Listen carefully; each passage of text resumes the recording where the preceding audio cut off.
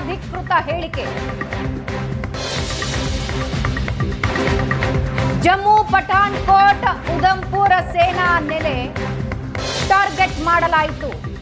ಸೇನಾ ನೆಲೆಗಳನ್ನ ಪಾಕ್ ಟಾರ್ಗೆಟ್ ಮಾಡಿದೆ ಅಂತ ಸರ್ಕಾರ ಅಧಿಕೃತ ಹೇಳಿಕೆಯನ್ನ ನೀಡಿದೆ.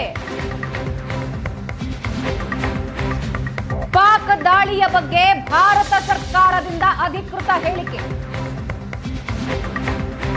ಜಮ್ಮು ಪಠಾಣ್ಕೋಟ್ ಉಧಂಪುರ್ ಸೇನಾ ನೆಲೆಗಳನ್ನ ಟಾರ್ಗೆಟ್ ಮಾಡಲಾಗಿದೆ ಅನ್ನೋದನ್ನ ಸರ್ಕಾರ ಸ್ಪಷ್ಟಪಡಿಸಿದೆ, ಅಧಿಕೃತವಾಗಿ ಮಾಹಿತಿ ಕೊಟ್ಟಿದೆ.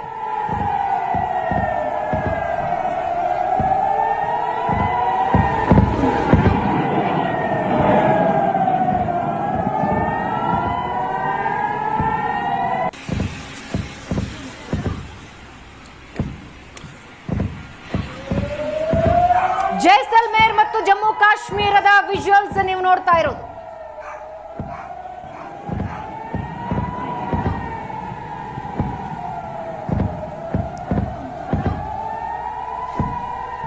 ಭಾರತ ಪಾಕಿಸ್ತಾನದ 5 ನಗರಗಳ ಮೇಲೆ ದಾಳಿ ನಡೆಸಿದೆ.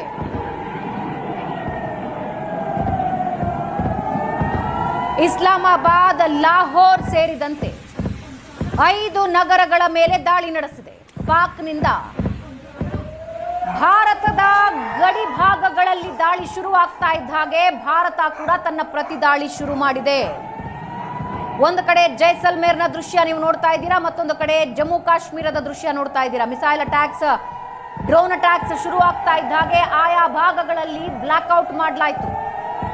ಜನರಿಗೆ ಮನೆಯ ಒಳಗೆ ಸೇರ್ಕೊಳ್ಳಿ ಅನ್ನೋ ಸಂದೇಶ ರವಾನೆ ಮಾಡಲಾಯಿತು.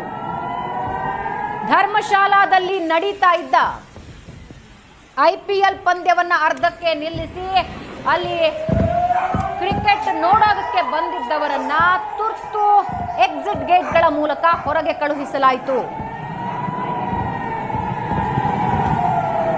ಭಾರತ ಸರ್ಕಾರದಿಂದ ಅಧಿಕೃತ ಮಾಹಿತಿ ಬಂದಿದೆ ಪಾಕ್ ದಾಳಿಯ ಬಗ್ಗೆ. ಇನ್ನು ಮತ್ತೊಂದು ಕಡೆ ಪಾಕಿಸ್ತಾನದ ಮತ್ತೆ ದಾಳಿ.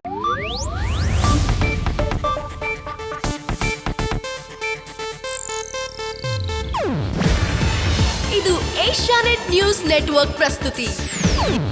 ನೀವು ನೋಡ್ತಿದ್ದೀರಾ ಏಷ್ಯಾನೆಟ್ ಸುವರ್ಣ ನ್ಯೂಸ್.